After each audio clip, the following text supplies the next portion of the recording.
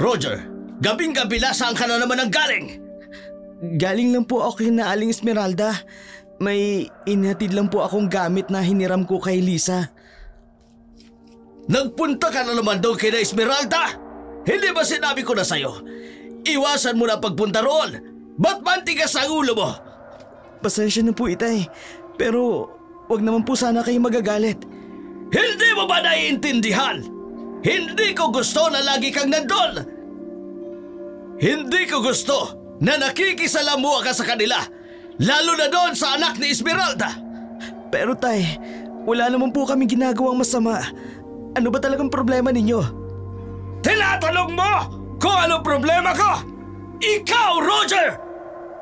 Ikaw, makinig ka.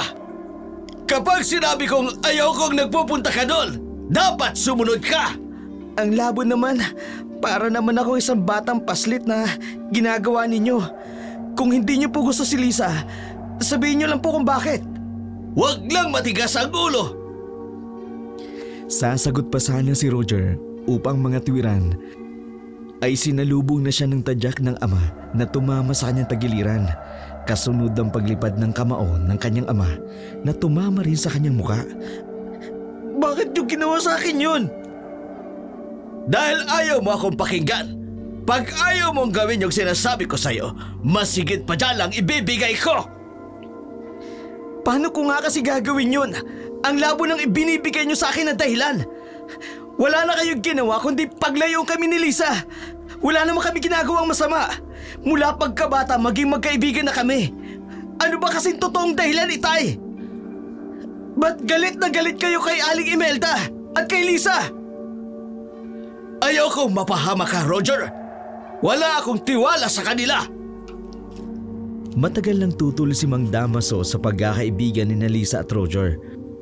Unang beses ding sinaktan siya ng kanyang ama dahil lamang dito. Masamang-masama ang kanyang loob dahil sa nangyari. Kaya naman, upang hindi mapatulan at masalubong ng galit ang ama, mabilis nitong dinampot ang kanyang mga gamit. Napana at palaso at tumakbo papunta sa gubat. Ang lugar na yon ang laging naging kanlungan niya sa tuwing siya ay nalulungkot o nagagalit o kaya naman may pinagdadaanan. Doon siya madalas magpalipas ng sama ng loob. Nililibang ang sarili sa pangangaso gamit ang pana na ipinamana sa kanya ng kanyang ama. Si Mang Damaso ang dating pinakasikat na mangangaso sa kanilang lugar. Ngunit sa di inaasahang pangyayari, bigla na lamang itong itinigil at ibinigay kay Roger ang kanyang mga sandata. Nang gabi ngang iyon ay nagbabantay siya sa gubat at nais niyang humuli ng hayop habang naghihintay siya sa itaas ng isang puno. May napansin siyang naglalakad na tao sa bahaging madamo o madawag. Kitang-kita niya ang ulo sa likod nito habang papalayo. Mahaba ang buhok niyon, bahagyang nakataas ang dalawang braso nito na nakapantay sa kanyang dibdib. Paminsan-minsan, yumuyuko ang babae na animoy may kinakain. Naririnig din niya ang tunog ng pagsabsab. Nakaramdam siya ng kakaibang kaba dahil sa tunog na yun. Alam niya na agad na di yun tao, kundi isang nilalang na naglalagalag sa gabi para lang makahanap ng kanyang magiging biktima at makakain. Nang bahagyang nakalayo na, nagpalinga-linga pa ito sa paligid at may kung anong itinapon sa damuhan. Paglabas nito sa bahaging iyon, bigla na lamang itong nag-anyong dambuhalang aso at mabilis na tumakbo palayo. Hindi niya nakita ang harap o mukha ng taong yun, pero sigurado siyang babae iyon. Nang masiguradong wala na ang nilalang na yun, sinundan niya ang daang tinahak nito. Lumapit sa may damuhan at hinawi ang mga yun. Habang abala siya sa kanyang ginagawang pagsusuri, biglang may humawak sa kanyang balikat. Halos mabaliktad siya sa labis na pagkagulat. Ano ba naman yan, Lisa? Bakit naman bigla ka na lang nanggugulat? Naku, sorry. Hindi ko naman sinasadya eh. Ano bang ginagawa mo dito sa gubat? Dapat ako magtanong niyan. Anong ginagawa mo rito? Naghahanap lang ako ng lugar na tahimik. Gusto ko kasing mag-isip. Dito sa gitna ng gubat? Delikado rito. Ano ka ba? Ba't ikaw? Nandito ka rin naman Kailangan ko lang magpahinga. Yun lang. Sa katuloy, mangangaso na rin. Ano bang hinahanap mo? Kanina pa kasi kita nakita Parang abalang-abala ka na may hinahanap. Oo nga pala. Sandali lang ha. Huwag kang maingay. Baka mamaya marinig tayo ng aswang. Aswang? Ano ba naman yan? Nananakot ka ba? Hindi Alam mo kasi kanina may nakita akong aswang dito. Dito rin siya dumaan kanina. Gusto ko lang makita kung ano yung itinapon niya dito. Ipinagpatuloy niya ang kanyang paghahanap at nang makita niya ito, biglang nanlaki ang kanyang mga mata nang makilala ang naging biktima ng inaakala niyang aswang. Nakita niya ang katawan ng kanyang alagang aso na si Tip-Tip. Wala na itong buhay, wakwak na ang tiyan at wala na ang lamang loob. Roger, iyan ang aso mo? Nanginginig ang boses na sinabi ni Lisa habang itinuturo ang bangkay ng aso. Napaluhod ang binata sa tabi ng kanyang alaga. Halos hindi na siya makapaniwala sa kanyang nakita. Anong nangyari, Tip-Tip? Awang-awa siya sa kanyang aso. Hindi niya akalain na ito pala ang biniktima ng aswang na nakita. Sa isip niya, marahil ay sumunod sa kanyang alaga niyang di niya napapansin. Madalas kasi itong ginagawa ni Tip-Tip kapag nangangaso siya. Ito ang kanyang katuwang sa paghahabol ng mga hayop. Kawawa naman siya. Aswang may kagagawa nito. Tingnan mo. Ang mga sugat niya, hindi ito karaniwang gawa ng hayop. Napatango na lamang si Roger. Nangingilid ang luha sa kanyang mga mata. Nilapitan ni Lisa ang kaibigan. Agad niya mang niyakap upang aliwin. Hindi naman totoong aswang, Roger. Napalingon si Roger at sinipat ang mukha ng kanyang kausap kung seryoso ba ito o nagbibiro. Totoo may aswang dito kanina. Maniwala ka sa akin. Kanina pa kasi ako nandito. Pero hindi mo man lang ako napapansin. Wala akong nakitang aswang. Isa lang ang nakita kong lumapit dito.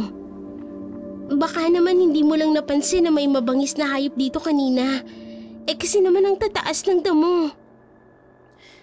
Sinasabi mo bang gawa-gawa ko lang ang nakita ko kanina? Basta. Alam ko din kung ano ang nakita ko. Siguro nga gawa-gawa mo lang to, Roger. Siguro kasi pinagalitan ka na naman ng tatay mo. Paraan mo ba ito para iwasan kita? Pinagsasabi mo. Hindi ko naman alam na nandito ka Ba't naman ako gagawa ng kwentong ganun? Tingnan mo nga itong itsura ng alaga ko. Sa palagay mo ba, kagustuhan ko to? Teka, hindi kaya ikaw ang aswang? Tayong dalawa lang ang nandito Ang prangka mo namang masyado. Talagang ako ang pag-iisipan mong aswang? Sa ganda kong to? Ewan ko sa'yo. Sabihin mo na lang kasi ang totoo. Ayaw mo na sa'kin. At siguro, gusto mo na akong paalisin ngayon din. Ewan ko sa'yo, Lisa. Ang arte-arte mo. Kundi lang kita kaibigan, talagang ipagpipilitan kong aswang ka. Tulungan mo na lang akong buhatin ang katawan ng alaga ko. At dali natin sa malinis na lugar. Mamaya, biglang may ahas na tumuklaw dito sa atin. Dahan-dahang binuhat ni Roger at Lisa ang bangkay ng alagang aso. Si Roger ay nasa may uluhan, hawak-hawak ang liig ni Tip-Tip, habang si Lisa naman nasa paanan, alalay sa mga likod ng kanyang mga paa. Puno ng sakit ang bawat naging hakbang ng binata. Ramdam niya ng mga oras na yun ang bigat na hindi lamang ng katawan dahil sa bangkay na aso na kanyang alaga, maging ang bigat ng kanyang emosyon. Mahal na mahal niya ang aso. Samantalang, maski hindi naging malapit ang aso kay Lisa, Dama din nito ang sakit na nararamdaman ng kanyang kasama. Habang naglalakad papunta sa ilalim ng malaking puno, ay walang nagsasalita sa dalawa.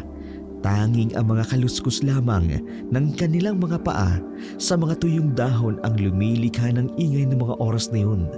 Saka lamang sila tila nakahinga ng maayos nang mailapag na nila sa lupa ang buhat-buhat nilang hayop. Paano mo ito ipapaliwanag sa iyong ama? Hindi ba siya magagalit kapag nalaman niyang namatay ang aso mo? Yun na nga ang kinababahala ko eh. Kanina pa. Hindi ko alam kung ano sasabihin ko at kung anong gagawin niya sa akin. Gayong ako ang kasama ng aso. Ewan ko ba dyan sa tatay mo? Napakasungit.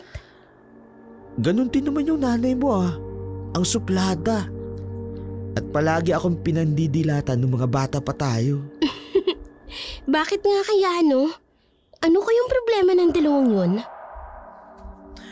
Siya nga pala. Maski hindi ka naniniwala sa sinabi kong may aswang dito, may ipapakiusap sana ako sa'yo. Ano? Huwag ka na basta-basta pupunta dito sa gubat ha. Makinig ka sa akin, Lisa. Para rin ito sa kaligtasan mo. Ayoko mapahama ka. Maging biktima ng aswang. Takot lang nila sa nanay ko kung tataluhin ako ng mga aswang. Lintik lang na walang ganti, no? Ikaw talaga ang tigas talaga ng bungo mo. Kaya di na ako nagtataka kung pinag-iibitan ka ni Aling Imelda. Grabe ka naman. May isa pa akong sasabihin. Hindi rin kasi magandang sumama ka sa akin sa ganitong oras ng gabi.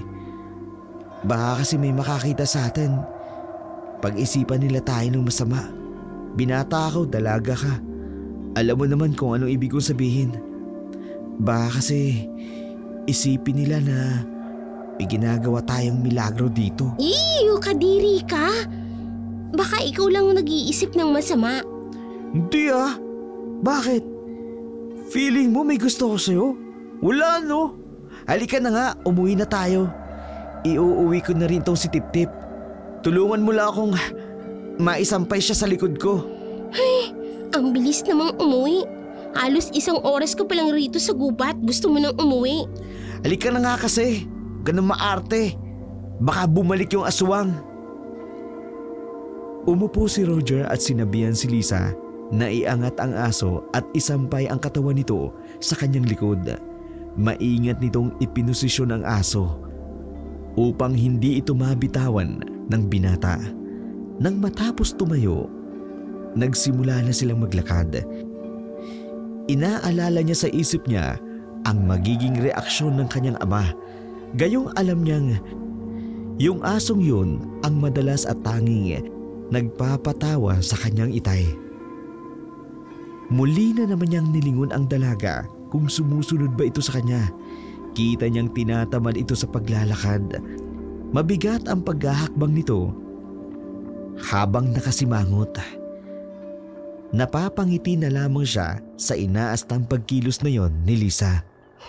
Kakainis naman. Uuwi agad tayo. Wala pang 1 oras nang pumunta dito sa gubat eh. Huwag ka na nga magreklamo. May bukas pa naman, di ba? Bukas daw. Tapos kapag nakalingat ako, iiwan mo na naman ako. Alam mo naman kung saan ako tumatambay, di ba? Katulad ngayon. Humabol ka lang sa akin, di ba? Kaya inaanap mo ko. Magkababata sina Lisa at Roger, kaya palagay sila sa isa't isa. Nakakaya nilang sabihin ang saloobin nila na walang inaalala. Madalas nilang tambayan ang gubat na yun. Doon sila madalas maglaro. Malayo sa mga mapanghusgang mga mata ng kapwa nila magulang. Ngunit sa paglipas ng panahon, unti-unting nagbago ang lahat. Naging dalaga na si Lisa. At tama si Roger, hindi na maaari pang basta-basta na lamang pumunta ang babae sa gubat, lalo pat maraming lalaki ang nagkakagusto rito. Pila kung tutuusin ang gustong manligaw sa dalaga, ngunit palaging nakabakod si Aling Imelda. Kakaiba ang taglay na kagandahan ng dalaga. Malapor sila na ang kanyang kutis at nagtataglay na angking kakinisan ang kanyang balat. Mapupungay ang kanyang mga mata na binabagayan ng kanyang napakalambot na kulot na buhok. Balingkinitan din ang kanyang katawan. Bakit kailangan pa kasi nating iuwi si Tip-Tip? Pwede namang dito natin siya ilibing. Di maaaring gusto mo. Karapatan din naman ni tatay na makita si Tip-Tip. Basta. Uuwi na ako sa amin. Kaya mag-isa mo lang ilibing yung alaga mo. Sus, nagtatampo ang ate ko. Madalas asarin ni Roger ang kaibigan. Ewan ba niya, sa tuwing nakikita niyang nagtatampo ito, hindi niya maiwasang hindi mapangiti. Sa tuwing nakikita niya ang galit na mukha ni Lisa, hindi rin niya alam kung anong klaseng damdamin ba ang nararamdaman niya para sa dalaga. Ate ka dyan, mas mukha ka kayang matanda sa akin. Mas mukha lang akong matanda, pero ikaw, isip bata. Grabe ka naman. O siya, huwag ka na magalit sa akin. Ibibiro lang naman ako eh. Halika na nga, iatid muna kita sa inyo. Kasi naman lumabas ka pa ng gabi. Sa susunod wag mo nang uulitin to ah. Delikado talaga rito sa gubat. Kasi may aswang. Hoy, tigilan mo na nga yan, hindi siya mabenta. O sige, sabihin na nating walang aswang.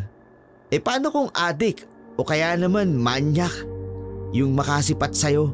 Eh di wala na. Anong wala na? Ewan ko sa'yo, kunwari ka pa, napaka-inosente. Halika na nga.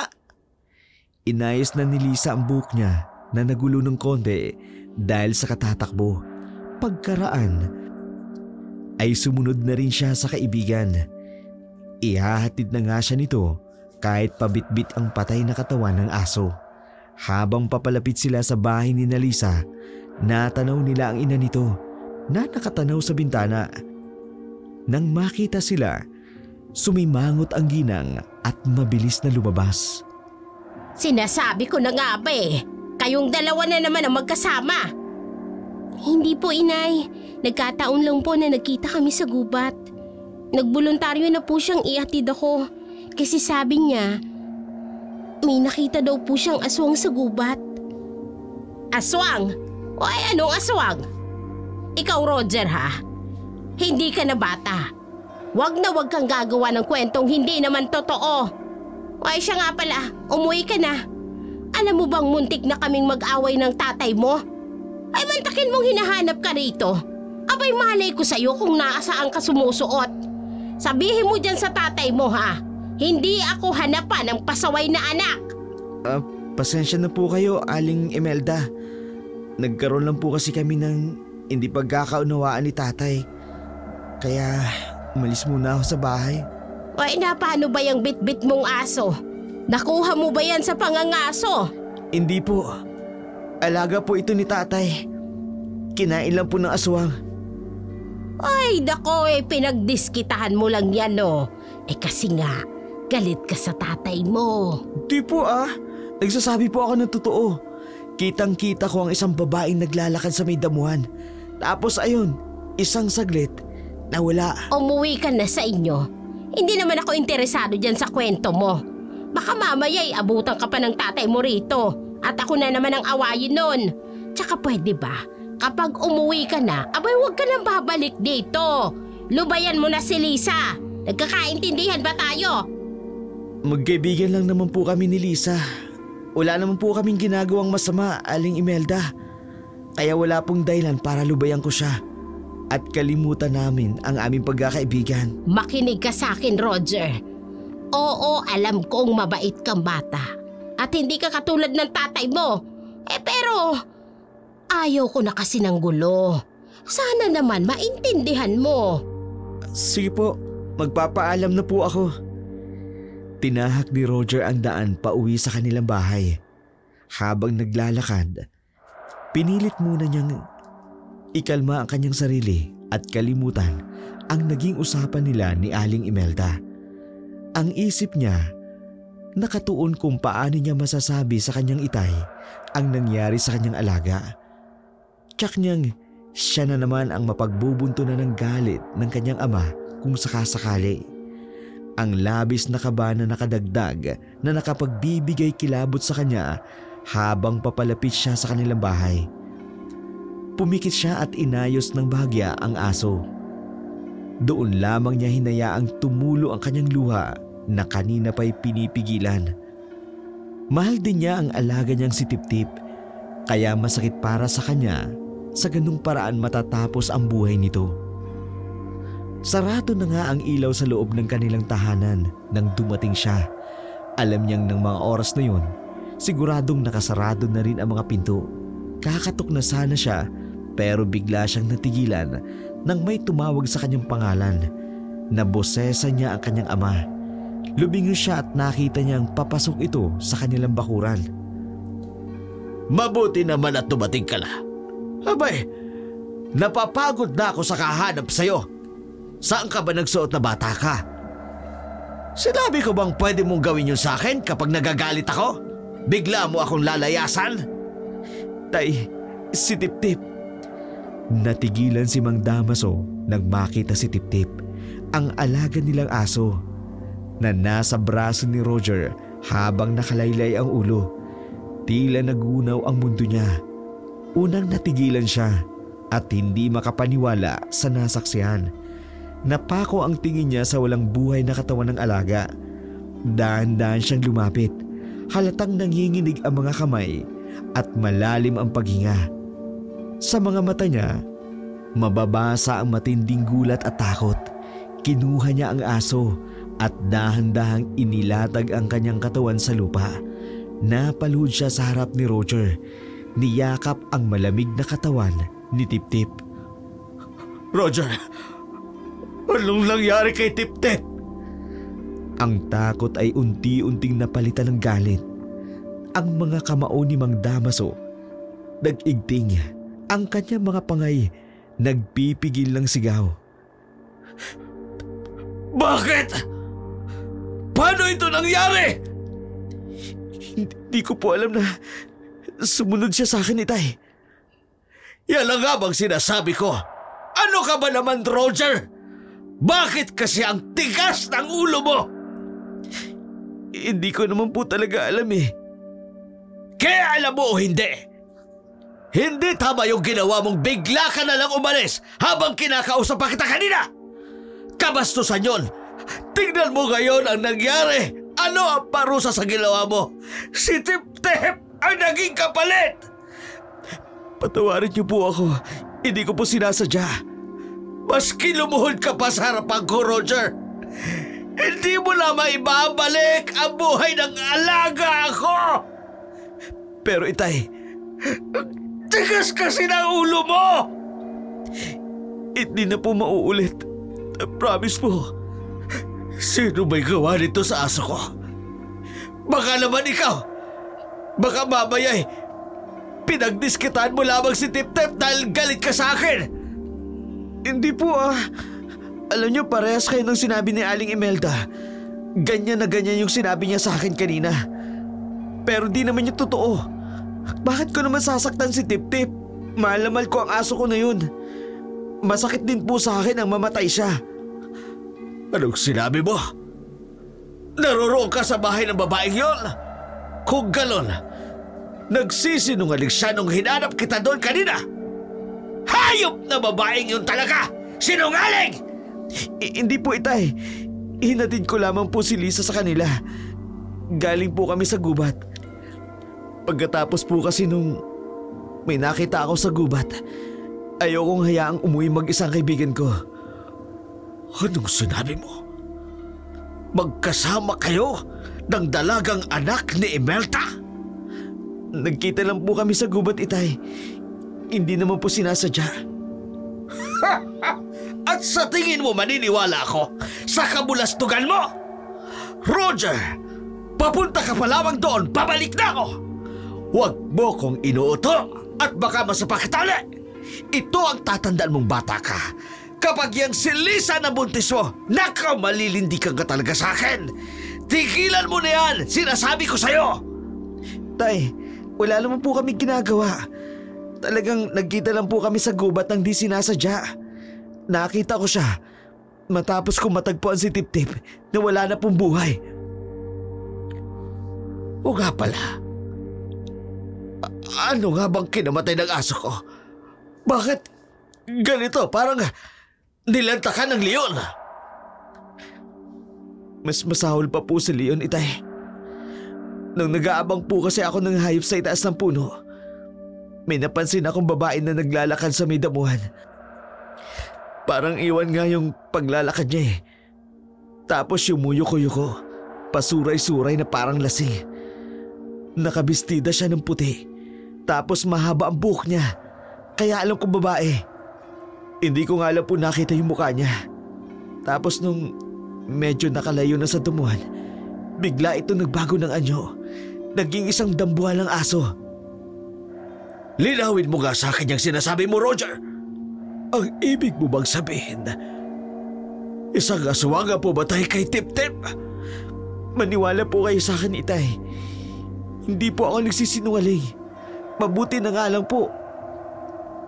Di ko sinitsitan eh. Akala ko kasi magandang babae. Siyempre lalaki tayo.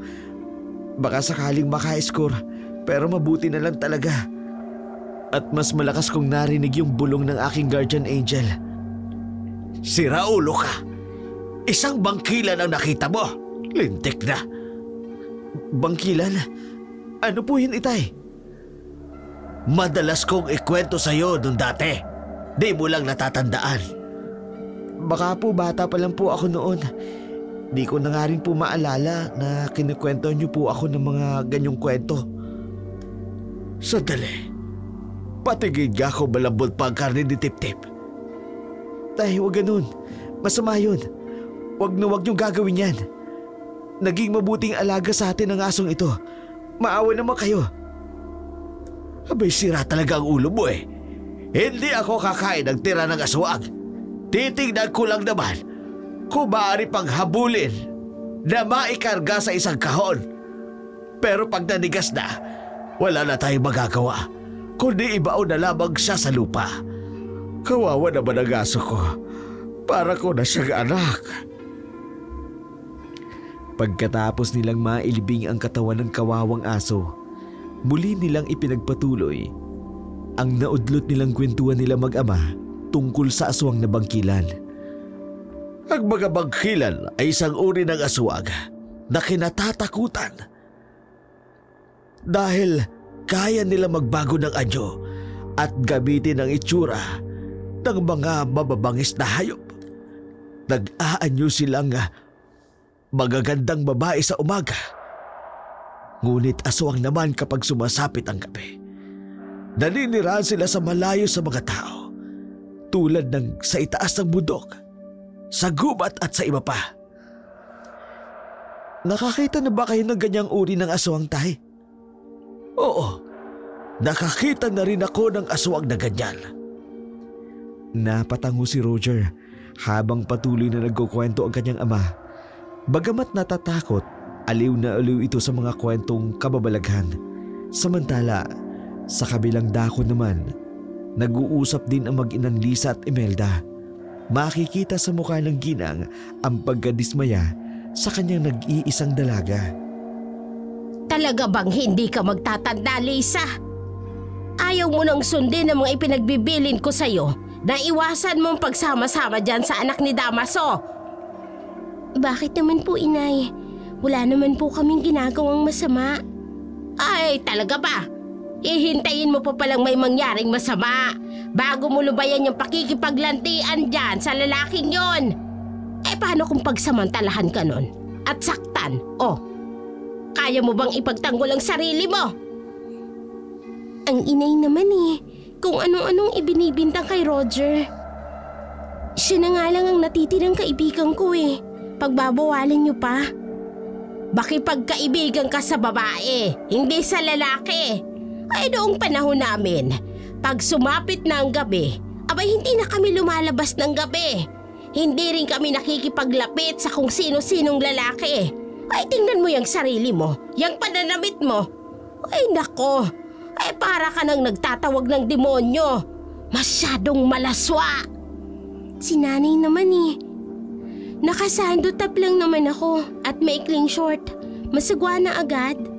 Iba naman pong generation sa ngayon. Open-minded na po. Hindi na po katulad noon na konting kibot, ginagawa ng issue. Ngayon, kung yun po yung gusto ninyong sundin ko po, yung magsuot po ako ng pang Maria Clara, maski wag na lang ho ako lalabas. Pagtatawanan lang ho ako ng mga kaidaran ko. Baduy na po yun, hindi na po uso. Ang uso po ngayon, inay, ganito. Uso pala. Kung kalbuhin kaya kita nang matauhan ka dyan sa sinasabi mo, abay umayos ka, Lisa. Naging mabuting anak naman po ako sa inyo Bakit bang higpit-higpit niyo sa akin? Magkaibigan lang naman talaga kami ni Roger. Hindi naman siya nanliligaw sa akin. Para po, harangin ninyo ng ganyan. Hindi po tulad ng mga lalaking maayos sanang nakikipagkilala. Ayun, tinataboy ninyo, tinatakot. Alam mo ba kung anong nagiging bansag sa'yo dahil doon? Bakit? Ano ba? Tandang Sora, ina ng katipunan. Ay nako, wala akong pakialam. Kahit ano man ang sabihin nila. Kahit libakin nila ako sa paraan ng pagpapalaki ko ng anak. Basta alam kong tama ako, abay gagawin ko. Walang ina na gustong mapariwara ang anak. Tandaan mo yan, Lisa. Kaya ikaw, abay umayos ka. Kaya na nga ang bahala, inay. Sige na ho, magpapahinga na po ako sa kwarto ko. Pag-iisipan ko po ang mga sinabi ninyo. Ay nako, wag ka nang munang umalis. Hoy! May sasabihin pa akong importante. Ano yun? Dadalaw tayo sa puntod ng iyong ama at doon muna tayo maninirahan hanggang sa sumapit ang iyong kaarawan. Po? Huwag mo nang subukang tumanggi sa akin. Uuwi tayo sa dati nating baryo para matingnan at madalaw natin ang kanyang libingan. Wala naman pong problema sa akin, inay. Kahit ako na-excite na makita yon. Matagal na rin kasi natin siyang hindi nadadalaw. O ay siya, bukas ng hapon, aalis na tayo. Maaga mong ihanda ang mga gamit mo para hindi tayo magahol sa oras. Sige po, inay. Good night po. Kinaumagahan ng bandang hapon, gumayak na si Lisa. Inayos niya ang kanyang mga dadaling gamit. Ngunit sa kabila ng kasabikan na makita ang puntod ng ama, hindi siya mapalagay nang hindi man lang makapagpaalam sa kanyang kaibigan. Gusto niya magpaalam sa binata. Hindi siya sanay na umaalis nang hindi nakikipag-usap sa kaibigan. Kung bakit gabi nilang piniling bumiyahe ng kanyang ina na si Aling Imelda. Hindi man lang niya mapuntahan si Roger sa bahay nito dahil natatakot siya kay Mang Damaso. Inay, pwede ba akong magpaalam na muna kay Roger? Baka kasi hanapin ako nun eh. Ay tigilan mo na nga yung kalokohan mo kay Roger, Lisa. Alam mo, kinausap ko na yan, nalayuan ka na. Bakit niyo naman po yung ginawa, inay? Ay nako, huwag ka na nga masyadong matanong. Malalaman mo din ang totoong dahilan sa tamang panahon. Ano po ba yung dahilan? Ba't ang hilig niyo po magpa-suspense? Malalaman mo nga din kung ano yung dahilan kapag sumapit na ang iyong kaarawan. Kaya pumirmi ka na lang dyan. Maya-maya aalis na tayo.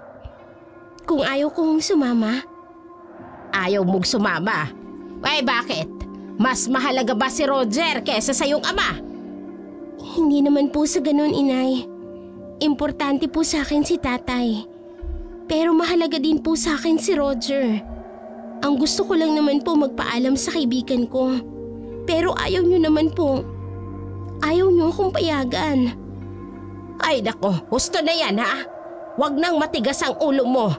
Ayusin mo na ng mabilis sa mga gamit mo nang makaalis na tayo. Wala nang nagawa ang dalaga kundi ituloy ang pag-aayos niya ng gamit.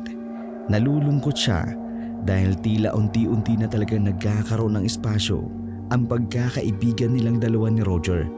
Bagamat di niya magawang magpaalam sa lalaki, ipinangako pa rin niya sa sarili na di siya magpapapigil sa kanyang ina. Kikitain pa rin niya ang kanyang kababata at pinamahal na kaibigan sa pagbabalik nila. Matamlay ang kanyang katawan habang inilalagay ang ilang piraso ng damit sa kanyang bag na minsang iniregalo sa kanya nito. Kung tapos ka na dyan, abay tara na. Sige po, Inay. Malungkot niyang dinampot ang bag at sumunod na siya sa paglalakad ng kanyang ina. Sumakay sila sa inarkila nilang sasakyan papunta sa bayan. Napansin ni Lisa na mabibigat ang tingin na ipinupukol sa kanila ng mga tao. Hindi na lamang niya iyon pinansin, bagkus ay palingon-lingon siya lalo nang napadaan sa may harap ng gubat ang tricycle. Umaasa siyang masusulyapan niya roon ang kaibigan niyang si Roger, pero bigo siya. Samantala, nakauwi na noon ang binata sa kanilang bahay. Bit-bit nito ang malaki niyang basket na nakatali sa kanyang likod. Kinuha niya sa loob niyon ang 2 usan na nahuli niya sa pangangaso at inilapag sa upuan na gawa sa kawayan sa kanilang balkon. Maya-maya pa'y umilaw na ang gasera sa loob ng kwarto ng kanyang ama at inilusot niya yung ulo sa binuksan nitong bintana para makita siya. Aba, mukhang marami kayatang nahuli ngayon. 2 usan lang ho, Itay. Mas maayos na yan. Kaysa naman bukya tulad nung nakaraang gabi na halos wala kang naiuuwing huli. Sa bagay po. O kumain ka na. Naririyan ang itinira kong kabuting kahoy. Wala na kasi tayong bigas na maisasaing eh. Mamaya na lang siguro po, Itay. Kailangan ko lang po itong madala sa pamilihan upang maibenta na rin kinabukasan. Ay oo, pabuti pa nga. At habang papunta ka roon, iinitin ko muna ang pagkain. Bumili ka na rin ng bigas at ulam natin, ha? Opo, Itay. Pagkatapos ng kanilang pag-uusap, inilagay niya na ang usa sa kanyang motor para dalhin sa katayan sa bayan. Medyo papadilim na ang paligid habang bumabiyahe siya. Bigla siyang pinara ng isang matandang lalaki. Panay ang tanaw niya sa bahay ni Lisa. Nagkataon naman kasi na doon siya pinara ng matandang lalaking yun. Nakasarado na ang bahay nila. Walang ilaw at tahimik sa loob. Isa lang ibig sabihin nun, nakaalis na ang mag-ina. Nawalan ng sigla ang binata. Ilang oras pa kasing di niya nakikita ang dalaga. Parang namimiss niya na kaagad ito. Abay, mukhang malalaki ang usang nahuli mo. Tsaka 2 pa. Napakaswerte talaga ng ama mo sa'yo. Masipag kang bata. Salamat po. Ano bang kailangan niyo at pinara niyo ako? Makikisakay sana ako papunta ng bayan. Wala kasi ako makitang sasakyan papunta doon. Mahal pa naman maningil ang mga arkilado rito. Baka naman pwede sa'yo. Kailangan ko lang kasing makabili ng gamot sa anak ko. Inaapoy kasi ng lagnat. Ganun po ba? Wala naman pong problema, Tatang. Kaso nga po kung sasabay kayo sa akin, kailangan niyo pong kandungin ang aking mga usa. Nako, ayos lang. Ang importante sa akin ay makasakay. Sa akin na rin ho kayo sumabay mamaya pag uwi. Nako, napakabait mo talagang bata. Siya nga pala, gusto ko rin sanang bumili sa'yo ng huli mo sa 1 linggo. Kaarawan kasi ng anak ko at gusto ko ipaghanda siya sa kanyang kaarawan. Siguro naman meron ka nang mahuhuli nun dahil tiyak nalalabas naman ang mga hayop sa gubat. Lalo na ngayon, wala nang aswang ang nananakot sa kanila. Mabuti na lang at umalis na yung mga aswang sa baryo natin, ano? Umalis? Sa pananalita niyo po parang kilala niyo po ang mga aswang dito sa atin. Sino ho ba ang tinutukoy ninyo? Umiling ang matanda. Tumanggi ito na magbigay ng pangalan kung sino ang kanyang tinutukoy. Sumakay na ito sa kanyang motor at hindi na rin umimik pa hanggang marating nila ang bayan. Hindi na rin kinulit ni Roger ang matanda. Kinutuban na siya dahil di maganda ang pahayag sa kanya ng matandang yun dahil alam ni Roger na sina Lisa at Aling Imelda lang naman ang lumuwas o umalis sa kanilang baryo. Hanggang sa kanilang pag-uwi ay magulong-magulo ang isip ng binata. Posible kaya? Hindi. Imposible. Pagdating niya sa kanilang bahay, narat na niyang nagkakape ang kanyang ama. Iniabot niya ang biniling bigas at ulam. Gayon din ang perang kanyang napagbentahan. Masayang-masaya naman si Mang Damaso sa inintrigang salapi ng kanyang anak. Agad niyang inayang anak sa hapag at inayang kumain. Ipinagtimpla pa siya nito ng kape. Tay, pwede po bang magkwentuhan tayo tungkol sa bangkilan? Bangkilan? Bakit naman gusto mong magkwento ako tungkol sa kanila? Kasi nga, di ba? Nakakita ako ng isa sa kanila. Gusto ko lang malaman kasi baka isang gabi muli ko sila makita. Tapos baka mamaya bigla nila akong atakihin. Paano ko mapoprotekta ng sarili ko? Ano naman ang gusto mong malaman sa kanila? Hindi ba't nung isang araw lang ay nabanggit ko na sa'yo yung kakayahan nila? Gusto ko po malaman ng iba pang impormasyon tungkol sa kanila. Nang marinig ni Mang Damaso ang mga tanong na yun ng kanyang anak, ibinaba niya ang kanyang tasang may kape. May dalawang uri ng bangkilan. Tulad ng mga tao, may mabuti at may masama rin. Yung mga bangkilan dito sa atin, hindi sila kumakain ng tao. Karamihan sa kanilang kinakain ay mga hayop sa gubat. Kilala niyo rin po ba ang aswang dito sa baryo natin? Si Mang Kanor din, kanina nabanggit niya sa akin. Parang kilala din niya yung mga aswang. Sino ho bang tinutukoy ninyo? Oo, pero hindi ko pwedeng sabihin sa'yo. Wala akong karapatan, anak, na ibunyag sila. Pero bakit po? Basta. Natatakot ako, Itay. Kasi parang nagdudugtong-dugtong ang mga pangyayari. Parang nagigets ko na po kung sino ang tinutukoy ninyo at ang tinutukoy ni Mang Kanor. Wag na lang tayong makialam, anak. Mabuti pa sundin mo na lang palagi ang mga ibinibining ko sa'yo para hindi ka mapahamak. Kung iniisip mo na sinasakal kita dahil sa kahigpitan ko sa'yo, hindi, anak. Ginagawa ko yun kasi mahal kita. Tayo na lang kasi ang magkasama. Ayokong pati ikaw ay mawala sa akin. Matagal niyang pinagmasdan ng ama ng mga oras na yun. Alam niya ang katotohanan. Alam niya rin na ang mag-ina nga ang tinutukoy ng matandang si Mang Kanor na aswang sa kanilang baryo. Hindi niya mapaniwalaan na ang itinatangi niyang babae ay isang bangkilan. Muli niyang dinampot ang kape na nasa harapan niya at hinigop iyon habang pasimpleng tumingin sa ama.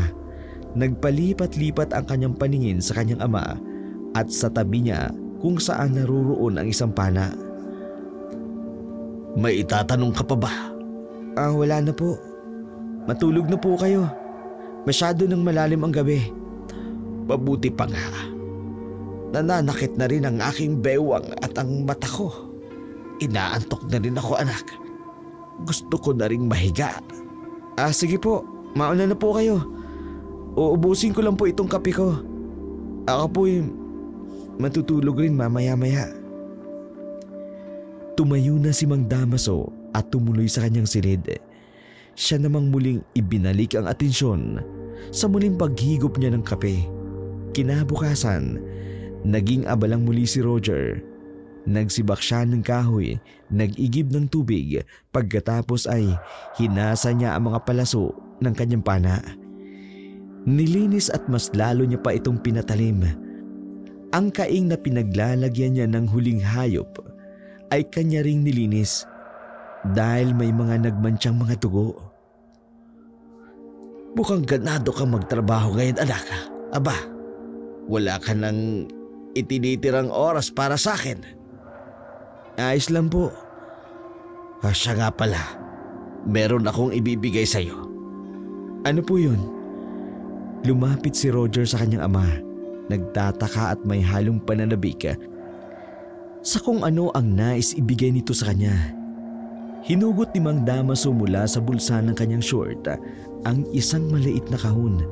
Binuksan niya ito at inilabas ang isang kwintas na may kakaibang pendant. Ito'y isang kwintas na may anting-anting. Matagal na itong nasa pamilya natin. Nagpasalin-salin mula sa ating mga ninuno. Anting-anting? Para saan po? Para maging proteksyon mo laban sa masasamang nilalang sa dilim. Ang tinutukoy niyo po ba'y mga aswang? Oo, anak. Hindi lang ito para sa mga aswang.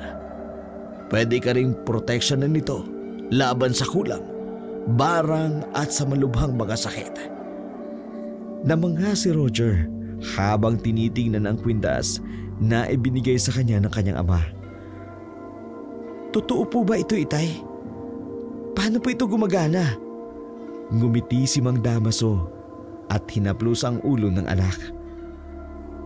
Anak, sa panahon ng kagipitan, hawakan mo lang ang kwintas na ito at magdasal.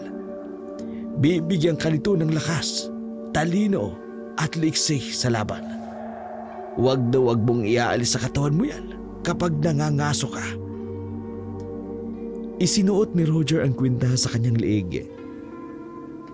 Tay, bakit pala meron kayo nito? Hindi ba't sinabi ko na sa'yo? Galing yan sa mga ninuno natin. Ipinamana sa akin ito ng iyong lolo.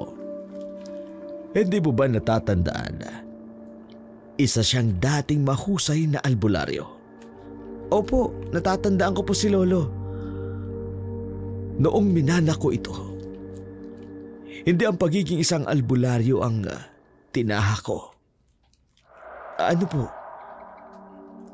Mangangaso. Hindi naman po sekreto ang sinasabi niyo sa akin eh. Noong kabataan ko, isa akong mangangaso ng aswang. Marami akong nakalaban at nailigtas ng mga tao mula sa kanilang mga kamay. Ang kwintas na ito ang naging kakampi ko sa maraming laban. Labis na nagulat si Roger sa narinig. Tay, kayo po? Isang mangangaso ng aswang? Bakit di niyo po sinabi sa akin? Huminga ng malalim si Mang Damaso at tinitigan ng anak. Hindi ko ipinaalam sa iyo dahil nais kong mamuhay ka ng normal. Malayo sa takot at panganib. Pero ngayon, panahon na para malaman mo. Hindi pa natin alam kung sino ang pumatay kay Tip-Tip. Kaya kailangan kitang ingatan. Tama po. Di pa ako naniniwala na si Lisa ang may kagagawa nun. Wala naman akong sinasabing si Lisa. Alam ko lang po, Itay. Huwag niyo na pong itanggi. At kung sakali man pong totoong sila nga ang aswang, alam ko mabubuti sila. Pasensya ka na kung madami akong inilihim sa iyo. Saka humihingi rin ako ng pasensya na pinangunahan kita sa mga naging desisyon mo. Na maski yung pakikipagkaibigan mo ay pinakialaman ko. Ayaw ko lang talaga kasi na makita kitang nasasaktan. Kaya sana makinig ka na lang muna sa akin. Oo, mababait nga sila. Pero tulad ng mga alagang hayop, naging mabangis sila kapag nahaharap sila sa isang mahirap na sitwasyon. Nagiging mabangis din sila kapag gutom. Kaya mag-iingat ka pa rin at huwag kang pakakampante. Tumango na lamang si Roger at naintindihan niya ang pinaguhugutan ng kanyang ama. Ngunit isang malaking katanungan para sa kanya. Kung talaga bang makakaya niyang iwasan ang pinaka-espesyal na babae sa kanyang buhay. Samantala, sa isang banda naman, habang nag-aagaw na ang dilim at liwanag, ay nag-uusap ang mag-ina sa labas ng isang kubo. Ikwinento nito sa kanyang anak ang mga bagay na yun ay pagmamay-ari ng kanyang mga magulang. Noong nakapag-asawa na siya, naiwan ang bahay na yun sa kanyang nag-iisang kapatid na si Rona. Ayon sa kanyang ina, bigla na lang daw nawala ang kapatid niya at wala na siyang balita dun. Sa lupang yun, ipinasya ni Imelda na ilibing ang kanyang asawa. Doon na rin kasi nakalibing ang mga magulang niya. Nais niyang nasa nag-iisang lugar lang dapat nakalagak ang bangkay ng kanyang pamilya. Ano ba ang ikinamatay ni tatay, inay? Huwag mo nang alamin. Matanda na ako, inay. Maiintindihan ko na po ang lahat. Sige, makinig ka sa akin, anak. Nasawi ang iyong ama dahil sa pagtatanggol sa akin. Nang gabing magpunta ako sa gubat, hindi ko alam na may mga ngaso palang nakaabang at pinagkamalan akong isang hayop. Lingid sa aking kaalaman, ay inasinta na ako ng taong iyon. Nakasunod pala ang iyong ama at nakita niyang gagawing pagpatay sa akin ng mga ngaso. Hinarang niya ang palaso na dapat ay para sa akin. Hindi ko maintindihan, inay. Bakit ka naman pagkakamalang hayop ng mga ngaso na yun? Baka naman talagang gusto ng mga ngaso na yun na talagang patayin ka. Hindi, anak. Hindi niya magagawa sa akin kung talagang nakilala niya ako. Siya ang huling taong mananakit sa akin sa pagkakaalam ko. Mas lalo ho akong nalito eh. Alam ko ho na may hindi pa kayo sinasabi sa akin, inay. Huwag kang mag-alala, anak. Malalaman mo rin ang totoo mamaya. Hindi pa ngayon ang tamang oras para malaman mo ang totoo. Dahil baka hindi mo maintindihan. Kinakabahan po ako sa mga sinasabi ninyo eh. Ito po ba ang tunay na dahilan kung bakit po tayo pumunta rito? Oo, anak. Namatay ang kanyang ama na di ito nasisilayan ng dalaga. Ngunit ganun pa man, nasasaktan pa rin siya sa kanyang nalaman kung paano ito namatay. Naging tila isang bayani ang tingin niya sa kanyang ama dahil sa nalamang isinakripisyo nito ang kanyang buhay para lang sa kanyang ina. Ang kubong yun ay nakatayo sa itaas ng burol na tanaw ang mga kabahayan mula sa itaas. Gandang-ganda si Lisa sa kanyang mga nakikita. Usaganda ng tanawin mula doon. Nang tuluyan ng lumubog ang araw, dumilim na ang paligid. Inaya na siya ng kanyang ina na pumasok na sila at magpahinga. Ilang oras pa ang nakararaan, bigla na lamang naalimpungatan si Lisa dahil sa matinding pananakit ng kanyang tiyan. Masakit na masakit iyon na para bang hinihiwa ng blade. Isang beses siyang napasigaw ng malakas dahil doon. Ganon din ang ulo na parang binibiyak dahil sa matinding pagkirot. Mabilis na nagising ang kanyang ina mula sa mahimbing na pagkakatulog. Tiningnan lamang nito ang kanyang anak. Ni hindi ito nag-alala sa nakikitang paghihirap ni Lisa. Tiisin mo, anak. Lilipas din yan. Nay, ang sakit po. Hindi ko na ako kaya. Ano po ba ito? Malalaman mo, anak. Malalaman mo. Naramdaman ni Lisa na nag-iinit na ang kanyang katawan. Ano itong nangyayari sa akin? Bakit parang nagbabago ang aking itsura, inay? Ang kanyang balat ay unti-unting nagiging madilim na parang nagkakaroon ng kakaibang kintab. Ang kanyang mga mata ay nagiging pula at kumikislap na parang apoy. Ang kanyang mga ngipin ay tumubo ng mahahaba at matutulis na parang pangil ng mabangis na hayop. Ang kanyang mga kuko ay tila naging isang matalas na karet. Wag! Ano to? Bakit nangyayari sa akin to? Isa ka ng ganap na aswang, Lisa. Sa anyo mong yan, magkakaroon ka ng kapangyarihan. Magiging mabilis, malakas, at may kakayahang magtago sa dilim ng gabi. Kaya mong lakbayin maski ang malalayong lugar sa loob lamang ng ilang saglit. Ako, isang aswang? Paano? Bakit ako? Sa gabing yun, kasabay ng pagsapit ng kanyang kaarawan, natuklasan ni Lisa ang isang nakatatakot na katotohanan. Siya ay naging isang aswang. Niyakap siya ng kanyang ina habang siya naman ay humahagulhol at di kayang tanggapin ang pagbabagong nagaganap sa kanyang katauhan. Nang bibitawan na siya ng ina, ipinakita rin ito sa kanyang anak ang kanyang tunay na anyo bilang isang aswang na bangkilan. Nagpalit ito ng anyo mula sa pagiging baboy ramo, usa, aso hanggang sa siya'y maging isang mabangis na pusa. Hindi na napigilan ni Lisa ang kanyang sarili. Mabilis siyang lumabas ng kubo. At nang masinaga ng sinag ng buwan, naramdaman niya ang kakaibang lakas na ibinibigay nito sa kanyang katawan. Nagpalit siya ng anyo bilang isang dambuhalang aso na may mapupulang mga mata. At umalulong ng pagkalakas-lakas habang nakatanaw sa baryong nasa ibaba ng burol.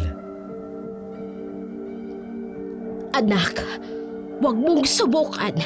Kontrolin mo ang sarili mo. Heto, naghanda ako ng dugo at laman na kakainin mo. Pakiusap, huwag kang kumain ng tao. Huwag! Tanging pag-angi lamang ang isinagot ng dalaga. Hindi niya pinansin ang inihahain sa kanya ng kanyang ina. Tumakbo ito ng mabilis pababa ng burol at kung saan man siya nagpunta, hindi na yun batid ng kanyang ina. Wala nang nagawa ang ginang kundi ang manalangin na sana'y makontrol ng anak ang kanyang pagkatakam sa sariwang dugo at laman. Tahimik na lamang niyang kinain ang pagkain na nasa kanyang kamay at pagkatapos mabusog, muli na siyang pumasok sa kubo at nagdesisyon na doon na lamang hihintayin si Lisa. Madaling araw na nang makarinig siya ng mga kaluskos mula sa labas. Mabilis niyang binuksan ang pinto. Iniluwa noon si Lisa na nasa anyong halimaw. Isang nilalang na ang katawan ay isang mabalahibong tao pero ang mukha tulad ng isang baboy ramo. Bitbit nito ang isang usa. Nang pumasok na siya sa kanilang kubo, inaya niya ang kanyang ina na kumain. Pinagsaluhan nila ang usa na una niyang huli at biktima bilang isang aswang. Nang matapos, pagsikat ng araw, nagbalik na sila sa kanilang anyo. Parehas na maganda ang mag-ina. Nagniningning ang kanilang kaputian, maaamo ang kanilang mga muka at mapupungay ang kanilang mga mata. Walang makapag-aakala na ang mga ganong kagandang babae ay may isang sekretong taglay. Inay, ano ba talaga ang dahilan kung bakit tayo bumalik dito? Hindi na ba tayo babalik doon sa baryo natin? Dito na ba tayo titira? Hindi, anak. Nagpunta lang tayo dito kasi Pwede namang doon na lang ako magbago ng anyo, diba? Wala namang pinagkaiba yun dito sa itaas ng burol. Pupunta lang ako sa gubat. Wala nang makakakita sa akin. Bakit dito? dahil sa tradisyon ng pamilya, tulad mo, nang sumapit ang takdang kaarawan ko, dito rin kami naging unang aswang. Kabilin-bilinan sa amin ng aming mga magulang na kung sakali mang magkaroon kami ng anak, ay dito sa lupang ito kayo unang magbabago ng anyo. At isa pa, ang lugar na ito'y espesyal dahil naririto yung ama. Gusto kong maging bahagi rin siya ng araw na ito. Kaya pa bang maalis ito, inay? Ayoko nito. Ayoko maging aswang habang buhay. Hindi na mababago ang kapalaran mo. Patawarin mo ko, anak. Pero hindi tulad ng mga pangkaraniwang aswang. Nasa dugo natin noon pa ang pagiging bangkilan. Wala na pala talaga akong magagawa kung ganon. Ito ba ang dahilan kung bakit pilit niyo akong inilalayo sa mga lalaki at kay Roger? Oo. Pero yung tungkol kay Roger, mas malalim na dahilan kung bakit ayaw ko sa kanya. Pwede niyo bang sabihin sa akin kung ano yun, inay? Oo. Sasabihin ko sa iyo ang katotohanan. Pero bigyan mo ko ng konting panahon, anak. Ayos lang ba yun sa iyo? Huwag nating biglain ang mga pangyayari. Naiintindihan ko, inay. Sige po, ihintayin ko. Pagkatapos sila mag-usap na mag-ina, nanatili pa roon ang mag-ina ng halos 1 linggo. Sinanay muna ni Aling Imelda ang anak kung paano makukontrol ang kanyang sarili sa pagkatakam sa dugo. Samantala, ilang araw pa rin tila walang sigla ang binatang si Roger. Magmula nang di niya na nakikita ang kanyang kaibigan, naging malungkutin na siya na tila palaging tinatamad maski sa pangangaso. Umuuwi na lamang siyang palaging walang laman ang kanyang kaing. Bagamat marami namang pwedeng huliin sa gubat, palagi na lang natutulala ang binata habang nakatambay sa itaas ng mga puno. Palagi siyang nag-aabang ng mga kaluskos ng hindi mga hayop kundi kaluskos mula sa pagsagsag ng mga yapag ni Lisa. Labis niyang namimiss ang dalaga. Ganun na ba talaga katumal ang mga hayop sa gubat? Wala na po mahuli, tay. Pasensya na po. Hayaan mo na. Ayos lang naman yun. Talagang may mga pagkakataon na ganyan. Naging matumal. Kahit ako ba noon, hindi naman araw-araw ay Pasko. Halika na, kumain ka na. Nagluto ako ng tapang usa. Alam ko magugustuhan mo. Salamat po, itay. Ba't parang wala kang gana? Ang lungkot-lungkot na mukha mo. May problema ka ba? Namimiss ko na po si Lisa. Hindi na naipagpatuloy pa na mag-ama ang pag-uusap dahil nagulantang sila sa pagtawag sa kanila ni Mang Kanor. Humahangos itong tumarating na animoy hinahabol ng 10 kabayo. Abot-abot ang hingal nito nang marating ang balkon ng kubo na mag-ama. Damaso! Damaso! Mang Kanor, bakit bigla kayong napasugod dito? May idudulog kasi sana kami sa iyo. Baka naman pwede mo kami pagbigyan sa pagkakataong ito. Nandyan yung iba kong kasamahan na pupunta dito. Ano bang kailangan niyo sa akin? Perwisyo na mga bangkilan dito sa baryo. Marami ng alagang hayop ang pinatay. Bangkilan? Bakit naman sa mga nilalang na yun, binibintang ang pagkamatay ng mga hayop ng inyong alaga? Lahat naman na namatay na hayop, wakwak ang tiyan. Sino ba ang gagawa nun? Siya nga pala, nagpunta kami rito ng mga kasamang ko para sabihin sa iyo, magsasagawa kami ng pagronda sa gabi at nais ka naming isama sa grupo. Matagal na akong tumalikod sa kanyang gawain, Mang Kanor. Pasensya na, pero tatanggihan ko kayo sa pagkakataong ito. Hindi naman pwede, Damaso. Mahusay kang berador ng mga aswang. Huwag mong sayangin ang husay mo. Kailangan ka ng mga taga-baryo. Hindi pa man nag-iinit ang naging usapan ng dalawang matanda, may dumating na isang lalaki at ibinalita sa kanila na may natagpo ang bangkay ng isang bata sa may ilog. Tulad ng mga hayop, wakwak din ang tiyan nito at nawala ang mga lamang loob. Anak nang, pumapatay na sila kayo ng tao. Mukhang ginagawa nilang alibay ang pag-alis nila para makapambiktima ng sunod-sunod. Mukhang iba ng tinutungo ng pananalita ninyo. Kilala niyo ba kung sino may kagagawa nun? Abay, sino pa ba? Huwag mong sabihin, nakalimutan mo na. Imposible. Nagkakamali kayo. Di nila magagawa ang pumatay ng tao. Matagal na natin silang kasama rito. Masama po ang magbintang, Tatang. Hindi masama ang magbintang kung alam naman natin ang totoo. Huwag kang magbulag-bulagan, Damaso. Oo, matagal na natin silang nakakasama at nakakasalamuhan dito sa baryo.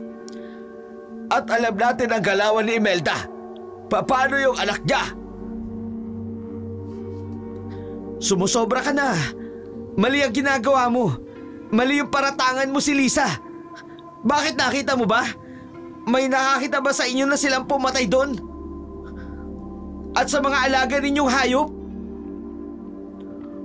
Huminaw ka, Roger. Ako nang bahala dito. Arrogante ka, anak mo, Damaso!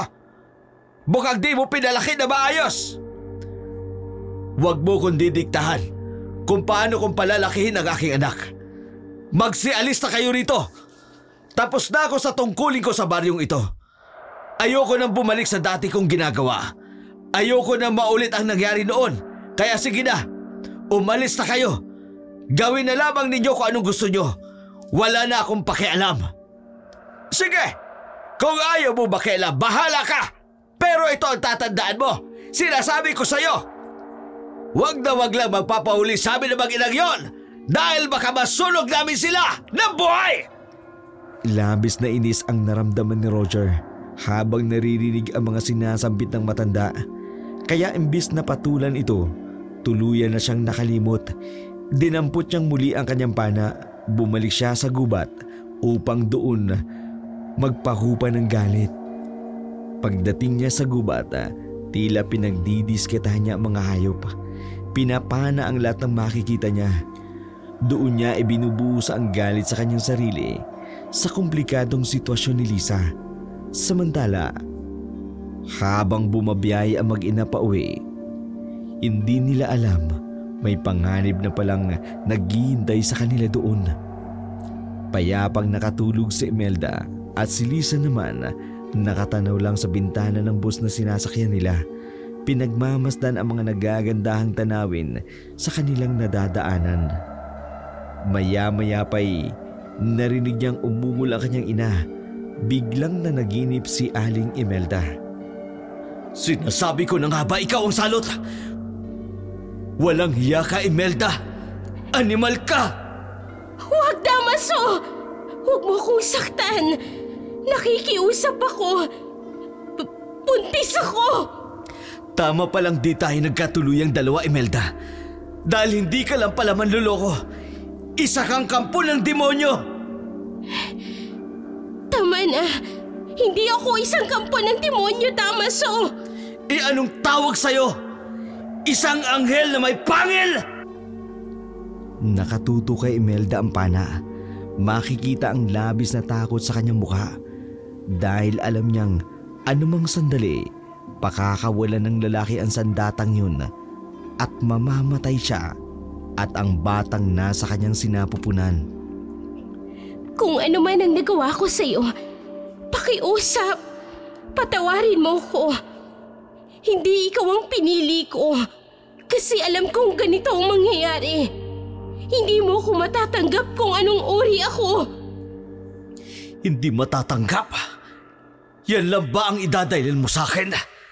Kaya ba mas pinili mo ang kaibigan kong si Erning? Kasi siya tanggap ka niya. Ganun ba? Ang babaw, Imelda. Isa kang tanyag na birador ng mga aswang, Damaso. Oo, isa nga akong pumapaslang ng mga aswang. Pero, hindi kita mapapatay, Imelda. Hindi kita papatay kasi mahal kita. Sukdulan ang pagmamahal ko sa'yo. Huwag mo nang sabihin yan. Kasal na kami ni Erning. Wala na tayong dapat pag-usapan. Alam ba niya ang pagkatao mo? Oo, matagal niya nang alam. Hindi lang ako yung sinaktan mo. Sinira mo din ang pagkakaibigan namin ni Erning.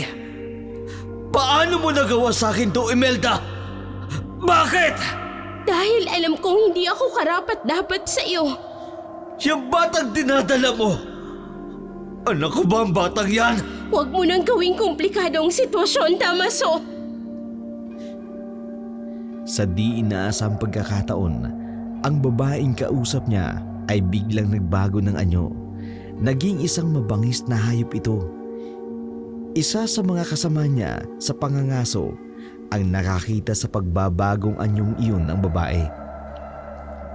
Agad niyang tinutukan ng pana ang aswang at pinatamaan ito. Nang makita ni Mang Damaso ang pinakawalang palaso, inasinta niya ito upang di tamaan si Imelda. Sa ginawa niyang yun, nailigtas sa tiyak na kamatayan ng aswang na nasa kanyang harapan. Pero ang palaso na kanyang pinakawalan, tumama sa isang lalaking hindi nila inaasahan na biglang susulpot mula sa damuhan.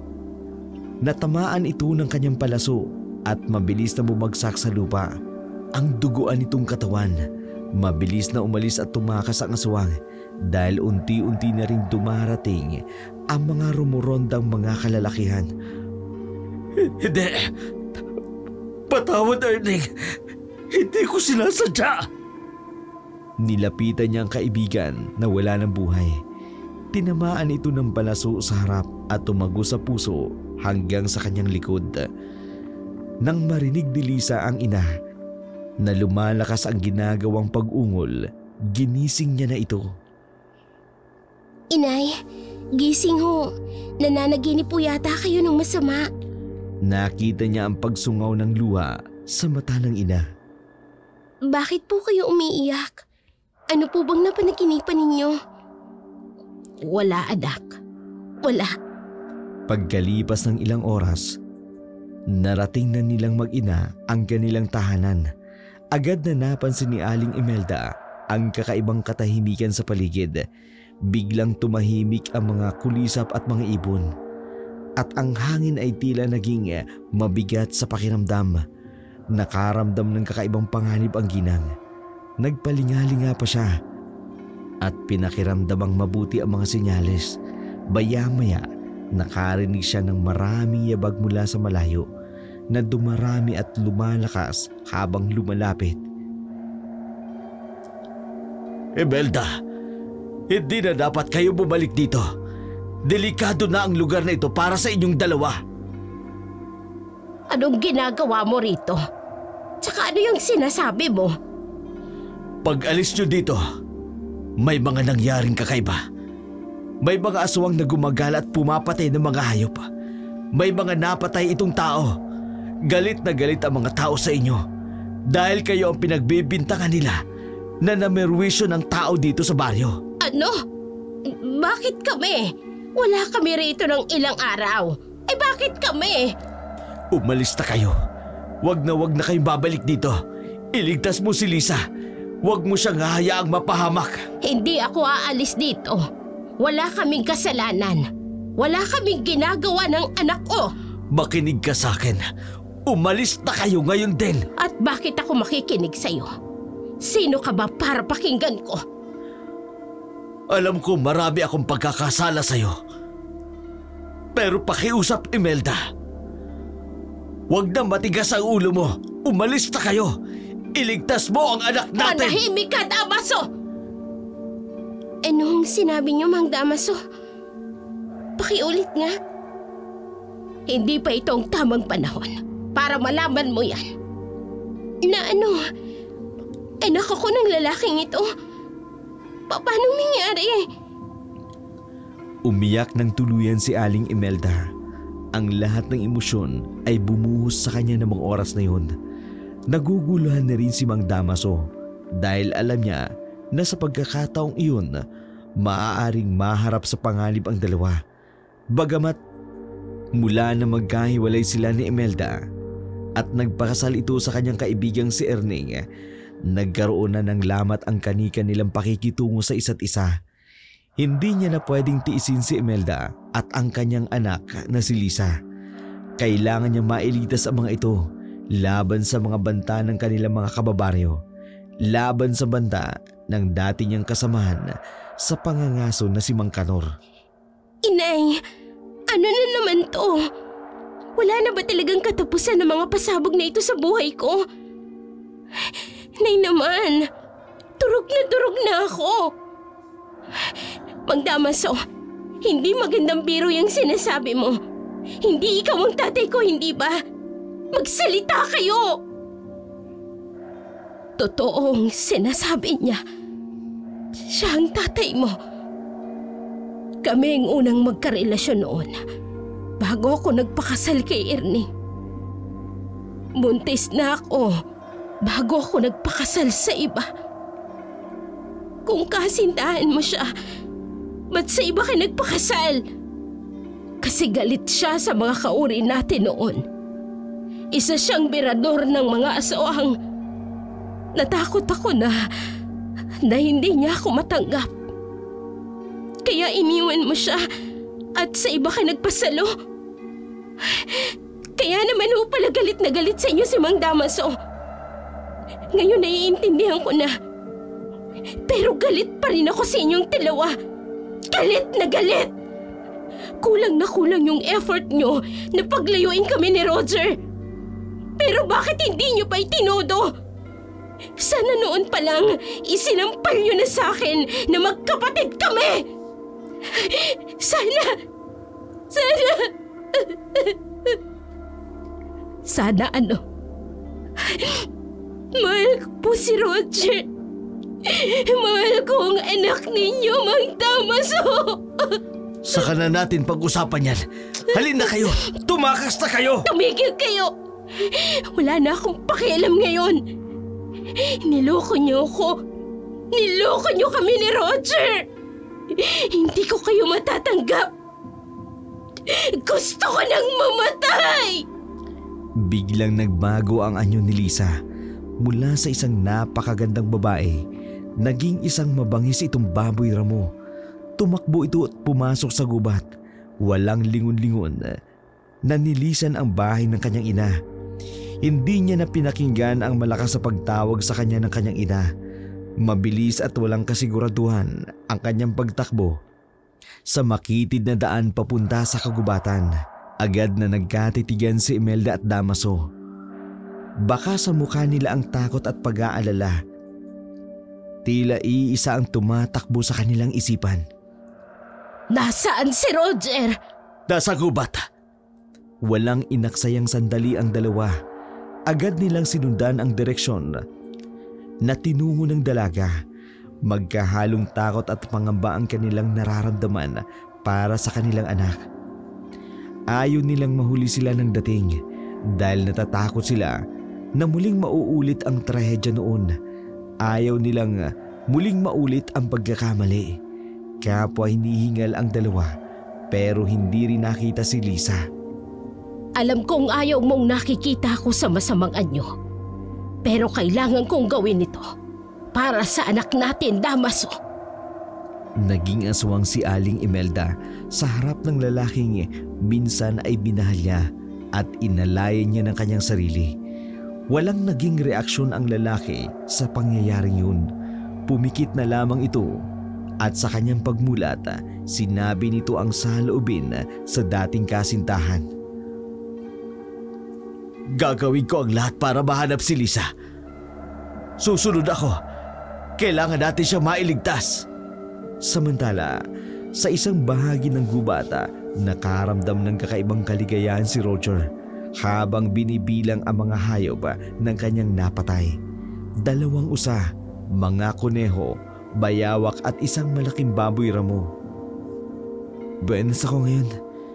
Walang yung makanor na yun ha. Yung inis ko lang pala. ang magpapabalik ng sigla ko sa pangangaso.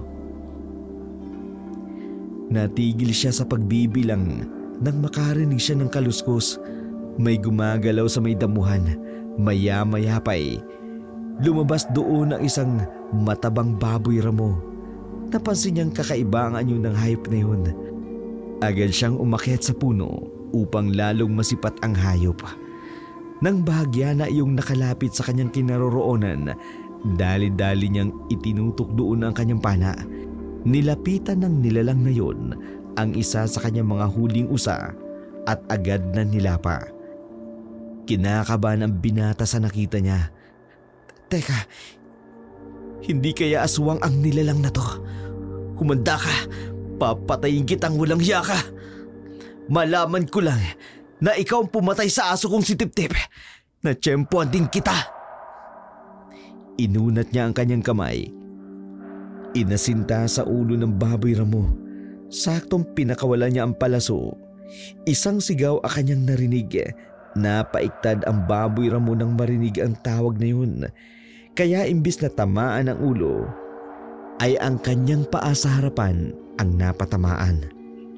Wag! Nakikiusap ako! Wag mo siyang patayin!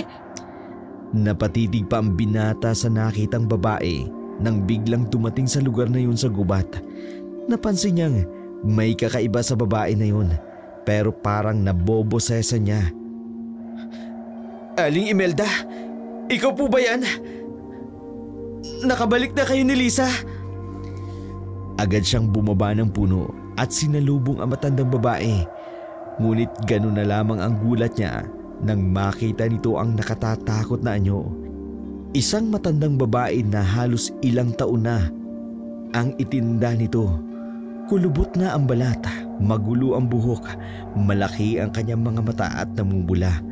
Mahahaba ang kanyang kuko at may matalim na pangil sa bibig. Alam niya ang katotohanan sa totoong pagkatao ng mag-ina, pero nagulat pa rin siya nang makita ito ng personal sa ganung klaseng itsura. Anong ginagawa niya dito sa gubat? Ang anak ko, Roger! Biglang natahimik ang binata. Agad na nabaling ang kanyang paningin sa baboy ramo na kanyang natamaan. Hindi na baboy ramo ang nakita niyang naroon, kundi ang dalagang si Lisa. Nakabaon pa rin ang kanyang palaso sa binti ng dalaga. Hindi, si Lisa! Lisa, patawad! Hindi ko sinasadya! Hindi ko alam na ikaw yan! Hindi ko sinasadya! Yung eksenang yun ang naabutan ni Mang Damaso. Agad niyang nilapitan si Lisa. Tinulungang alisin kaagad ang palaso. Hiyaw na hiyaw ang dalaga sa sakit. Dalian natin! Paparating na ang mga tao! Paparating na sila! Narinig na nila ang sigawan ng mga tao at ang nagliliwanag ng mga palaso at flashlight na papalapit sa kanilang kinaroroonan. Kaya mo ba, anak? Kaya mo pa bang tumakbo? Pinunit na ni Mang Damaso ang kanyang damit. Saka ibinalot iyon sa sugat ng dalaga. Sa isang igla pa, muling nagbago ang anyo na mag-ina. Naging malaking usa sila. Tumakbo sila ng mabilis. Mabilis silang ikinubli sa dilim. Sa isang iglap, nawala ang mag-ina sa paningin ni Roger at ni Mang Damaso. Ganun na lang yun, tay. Ganun na lang. Umidahon ka. Mamaya na lang tayo mag-usap. Kailangan nating malusutan, kundi tayo ang malalagot sa mga tao. Samantalang mabilis namang nakalayo ang mag-ina. Kagyat silang huminto nang maramdaman ni Lisa ang paninigas ng kanyang mga binti. Doon nagsimulang mahirapan siyang tumakbo o lumakad. Inay, hindi ko na po kaya. Masakit na po talaga ang aking paa. Palayo na tayo sa kanila. Wala na rin akong nararamdamang nakasunod sa atin. Halika, magpahinga na muna tayo sa punong yon. Sige po. Habang nagpapahinga ang mag-ina, napansin nila ang isang baboy ramo na nanginginain sa di kalayuan. Kakaiba ang nilalang na yun. Amoy na amoy ni Imelda at ni Lisa na di iyon pangkaraniwang hayop lamang dahil kakaiba rin ang amoy ng singaw ng katawan nito. Dahan-dahang lumapit si Imelda doon. Sino ka? Ipakita mo sa amin ang tunay mong anyo. Biglang kumilos ang baboy ramo. Lumayo ito ng bahagya kay Aling Imelda. Nagkatitigan silang dalawa. Kapansin-pansin ang nagniningas nitong mga mata. Huwag kang matakot. Gusto lang kitang makilala. Sa isang iglap, nagbago ang anyo ng hayop. Laking gulat ng ginang nang makilala ang taong nasa likod ng pagbabalat kayo. Ang kanyang kapatid na si Rona. Hindi siya maaaring magkamali sa kanyang nakita. Rona, ikaw ba yan? Tumango ang babae dahil napatunayan nga ni Imelda na yun ang kanyang nawawalang kapatid. Agad niya itong niyakap ng mahigpit. Buhay ka! Salamat naman at buhay ka! Kapatid ko! Labis-labis din ang naging tuwa ni Rona na makita ang kanyang kapatid. Saka lamang siya bumitaw kay Imelda. Nang mapansin si Lisa at ang mga sugat nito, agad niyang tinanong kung ano ang nangyari dito. Bago kita sagutin, gusto ko munang ipakilala siya sa iyo. Siya ang anak ko, Rona. Siya si Lisa. Nilapitan ni Rona ang kanyang pamangkin. Masayang-masaya ito nang makilala ang kanyang nag-iisang pamangkin. Pagkatapos ng masayang tagpong yun, inaya niya ang mag-ina sa isang lugar na sinasabi nitong isang ligtas na puok para sa mga katulad nila. Nakatira doon ang mga katulad nilang aswang na itinakwil ng lipunan. Kayo mag-ama! Alam ba ninyong dumating ang mag-inang aswang? Hindi nyo ba sila napansin? Dumating nga sila. Hindi lang namin alam. Damaso, huwag ka magsisinungaling! May nakakita sa amin na may tumakbo dito sa gubat. Isang kakaibang nilalang na baboy ramo. Alam namin na yon ang mag-inang aswang. Pinatakas nyo ba sila? Sinabi na nga hindi namin sila nakita. Ba't ba ang kulit ninyo? Baka sinungaling! Hindi kami nagsisinungaling. Hindi talaga namin makita. Damaso, matagal ka nang tumigil sa pangangaso. Anong ginagawa mo sa gubat sa ganitong oras? Aber! Masama bang paminsan-minsan tinutulungan ako ng aking ama sa pagbubuhat ng ganito? Tingnan mo, ang dami kong nahuli. Mang Kanor, total narito ka rin lang naman. Baka pwede rin sa inyo na rin ako magpatulong sa pagbubuhat. Dahil sobrang dami nito, ang bibigat. Tingnan ninyo, baka narito din yung baboy ramo na tinutukoy ninyo. Eto oh, napakalaki at matataba. Agad na tiningnan ng mga tao ang nasa loob ng kaing ni Roger at namangha sila sa dami ng huli nito. Totoo ngang may malaking baboy ramo roon sa loob dahil doon ay naniwala na ang ibang kasama ni Mang Kanor na nagsasabi sila ng totoo. Nagsiuwian na ang mga tao. Magmula ng araw na yon, di na muli pang bumalik sa baryo ang mag-ina. Namuhay sila ng tahimik at payapa sa lugar na pinagdalhan sa kanila ni Rona. Samantala, inamin naman ni Mang Damaso ang katotohanan tungkol sa naging nakaraan nila ni Aling Imelda at ang tungkol kay Lisa at kay Roger. Noong una, hindi niya matanggap na kapatid o ate niya si Lisa. Pero kalaunan, natanggap din niya yun. Nagpasalamat siya sa lumika dahil kahit paano, maski sa napakaikling panahon, maski labis ang pagtutol sa kanila ng kanilang mga magulang, ay minsang naiparamdaman naman nila ang pagmamahal at pagdamay nila sa isa't isa sa mga oras ng kalungkutan at problema. Naging magkasangga sila ng mga oras na yun at may mga naipon silang masasayang alaala